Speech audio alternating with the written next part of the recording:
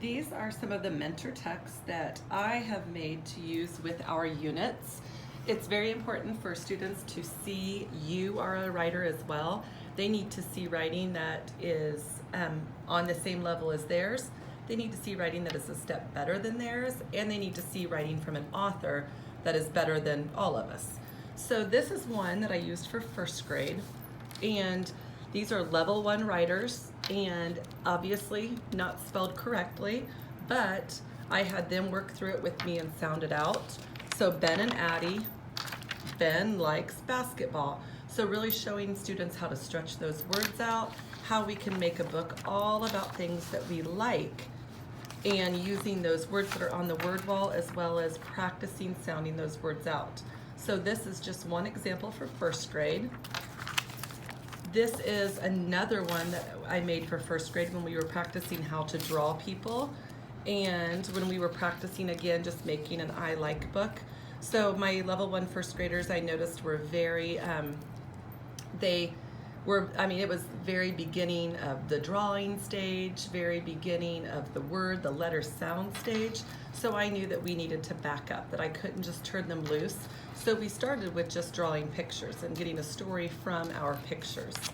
So just focusing on here's how we draw, and I can tell that this is me, or I can tell that this is a person. I can tell that these are books and not just scribbles, adding decoration to our pictures.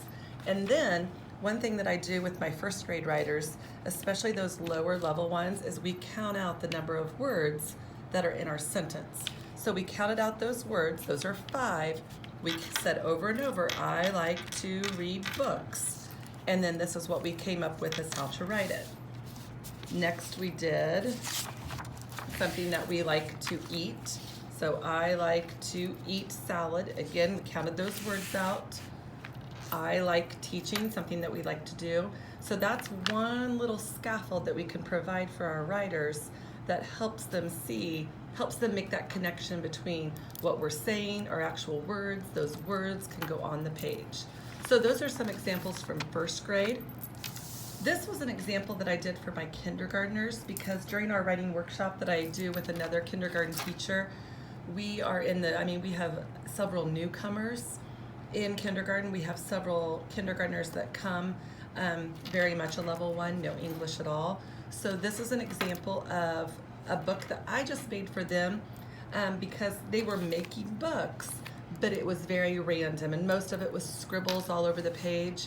So I started with just simple pictures. I did add the words because I want them to be exposed to those words. I want them to start making that connection that the picture that I drew, the story that I told, also has words that I can write down for it. So this is an example for my kindergartners. We talked about, what am I doing here? How can you tell that I am swimming? Then we talked about, what am I doing here? How can you tell that I'm eating pizza? Because of the picture that I drew. And then you'll see a video a little later in the presentation about one of my kindergartners who started to write her own I like book, using kind of the examples that this mentor text provided for her. Now we move on to kind of our second graders. So this is an example from second grade, and we were wanting them to work on narratives, personal narratives. So I told the story of my time on the lake in the summer, just showing them how we start, kind of beginning, middle, and end. So just providing those mentor texts. Now, what we also show our second graders is this an example of, I have my book written, but my book is not done. And we really want them to start to understand that making a book takes a little while. Authors take a while to make a book. We might not get this all done in one day, and actually we won't get this done all in one day.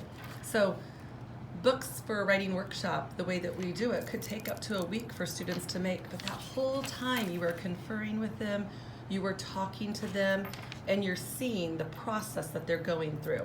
A lot of times I will even take the crayons away until they're all done, because I don't want them spending 1 hour on just this one page. So that's an example of second grade.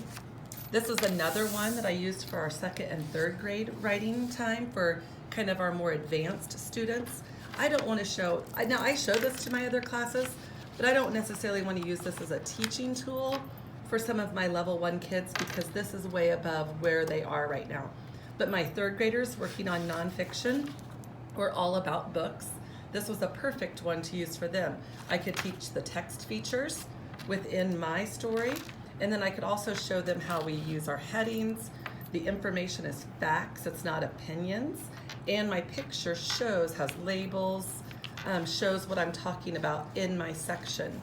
Same thing, kind of, what do you need to hike? Showing them how we can make pictures with the labels to describe what we're taking with us, what we're wearing. So an all about book example for my 2nd and 3rd graders. And then here is another one that I used with my 3rd graders, just an all about book, teaching them about the students that I teach in the morning. So obviously I have pictures on this one. This is another one that I showed them that I'm still thinking through this. We just started this. I'm still thinking through it. I'm getting my thoughts organized. I'm starting to write my story. Wasn't too sure what picture I wanted to use on this page, so I just skipped it. But I knew what picture I wanted to show here. I really wanted to stress the time difference. So just really showing them how you think when you go through a book, when you write a book. Our students have to see us as writers.